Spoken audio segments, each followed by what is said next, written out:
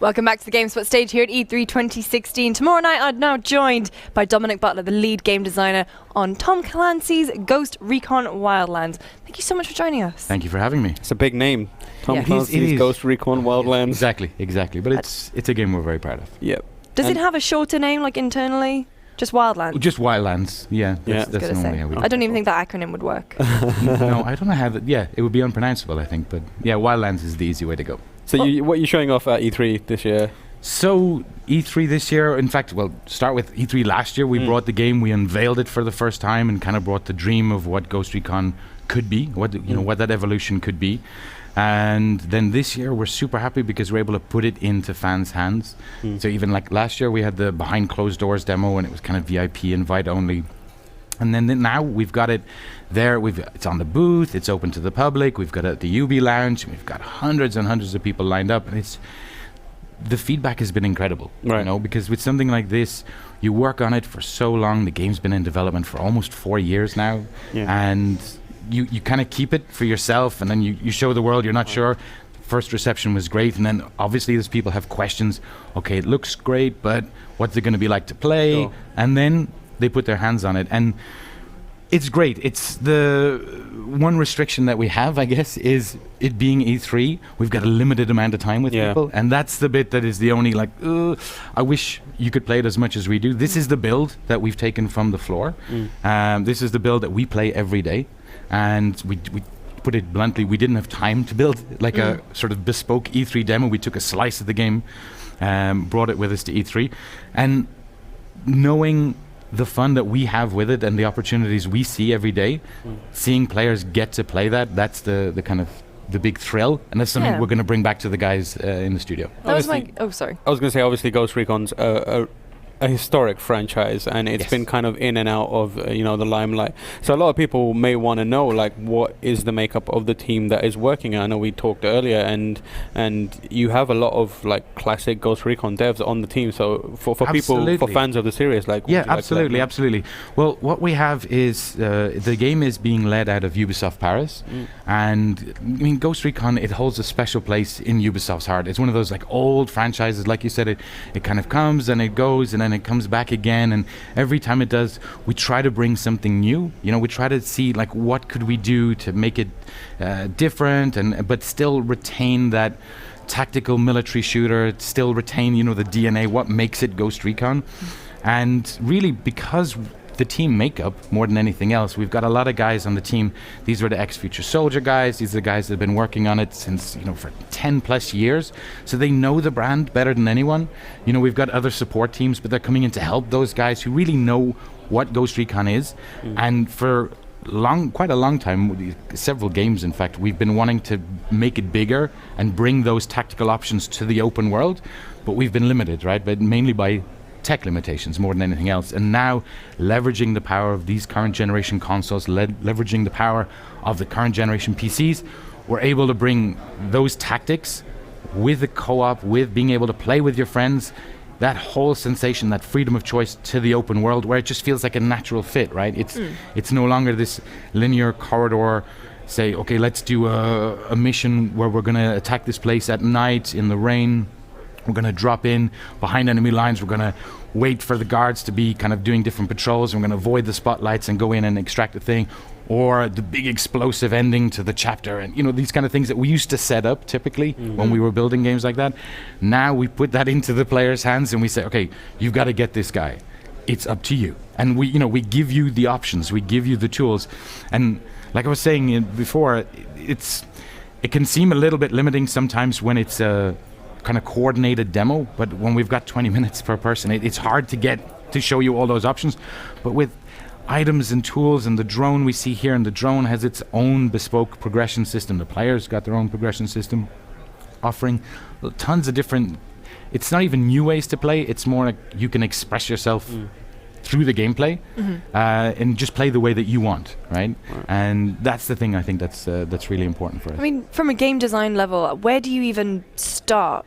Like, you say, okay, this mission, I want you to kill this guy, extract this guy.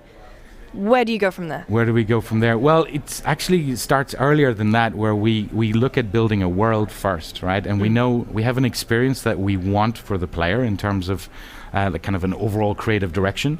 And that comes from our brand guys, the guys that have been building it for a long time. So they know what the sensation that needs to be maintained, right, in terms of that tactical approach. And then we see, okay, what are the tools, what are the things we can give to the player, but also against what kind of backdrop, because this is Bolivia, it's the near future, it's a kind of what-if situation with this drug cartel that's moved in, seized control of the entire place and turned it into a narco state. And it's, what would that look like? What would it feel like? What would the reaction of the world be? In our case, that's the Ghost. That's an easy option for us.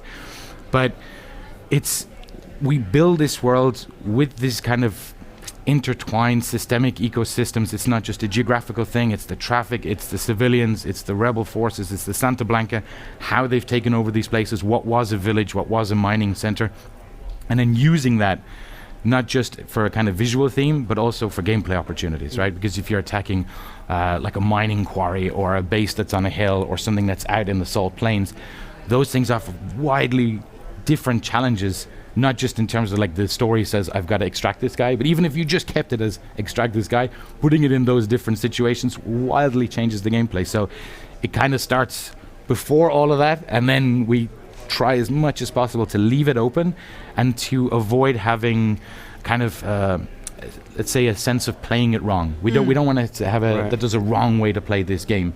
It's if you want to say let's role play this and go full tactical, sure, we're going to give you all the tools to do it. We're going to give you all the options you need. You can recon with your friends. You're going to share that information. You can move in silently. The world is going to react accordingly. But if, for example, after a time you say, you know what, we've been super quiet for a while, I want to go big on this, sure, you get those options to take off the suppressors, get the C4, get the mines, get the grenades, put them on the side of a helicopter, fly it in and blow it up right on top of the camp. Right. It's a ton of fun. So the classic Ghost Recon games and even somewhat like stuff like Rainbow Six Vegas, they're all like almost like trial and error. You get these tight, like almost choreographed, it's very precision based. Yeah. Whereas this seems like it's more designed about going in and then reacting to situations. So there is a sense of the reaction, but the reaction is there. It's not. Let's not say it's not a punishment, and that's the really key part. Is it's not a punishment for playing it wrong. It's more a consequence where you can see, oh, you know what. We did make a good approach to this camp. We did everything well and the way we wanted to play. But at the last minute, I mean, in the video we're showing you here, we were going after El Pozolero, and the key thing was he fled, but he spotted one of the ghosts. And I'll be completely transparent with you. We did kind of get spotted so we could show you the chase, but the chase isn't a scripted thing, right? The chase is based on his reaction. All of these bosses, all of these major characters have their own personality, have their own backstory, have their own narrative and their drive, and it informs their characteristics, the way that they play. So in some cases you'll go after somebody and maybe you get close to them and they surrender immediately and that's it. They're scared. They're not violent people. They were accountants or they were involved in other parts of the business. They don't want to fight, and others are going to hunker down. They're going to get behind cover. They're going to start returning fire. Others are going to flee. This guy runs, and we wanted to show you that kind of cool systemic chase and how things can daisy chain and the sort of consequence, the chain reaction of events that can happen. Right. And but it's really for the players, right? So you'll see in the top left corner, extract El Pozolero, right? That's there from the beginning of the video. It's like you just get him to the safe point. How you do that is entirely up to you. The boss's reactions remind me a little bit of the Nemesis system in Shadow of Mordor, the way that each kind of orc boss reacts in very different ways, right? Okay. Question from the chat is, what engine is this running in?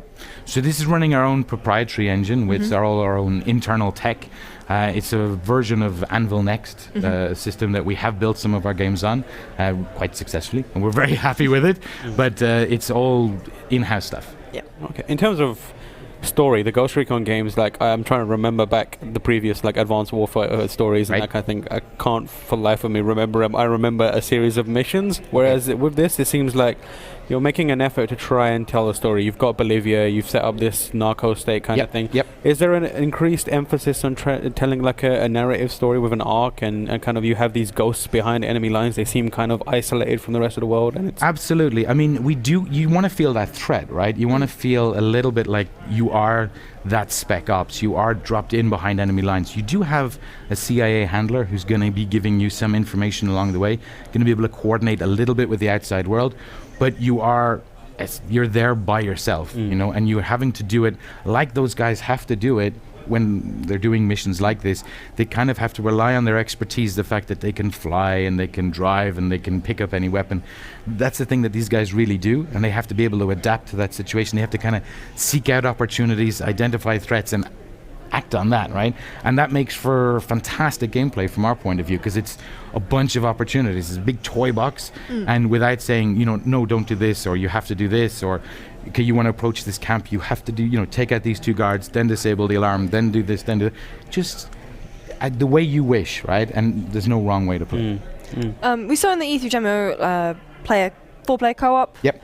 How is that going to work? Is it drop in, drop out? Is there a lobby? Is there matchmaking?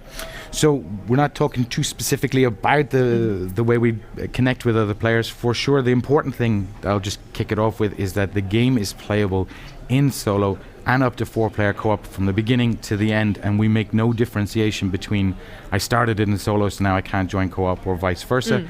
You're always just playing Ghost Recon Wildlands. You're always playing your narrative, your progression, and then as you jump in and out of other people's games, we have a quite an interesting way, I'm not going to go into it now, of basically merging our narratives so that I don't auto-complete stuff in your game, you don't auto-complete in mine, but we can still share the experience, we can still grow, and then if for whatever reason I have to leave, you guys keep playing, you're not missing out, you're not kicked out to a lobby, you don't have to stop. In terms of those options for the player, we also have the solo, and it's important because not everybody wants to play with other people. Some people prefer the solo experience. That's fine, you're not missing out on any content at all.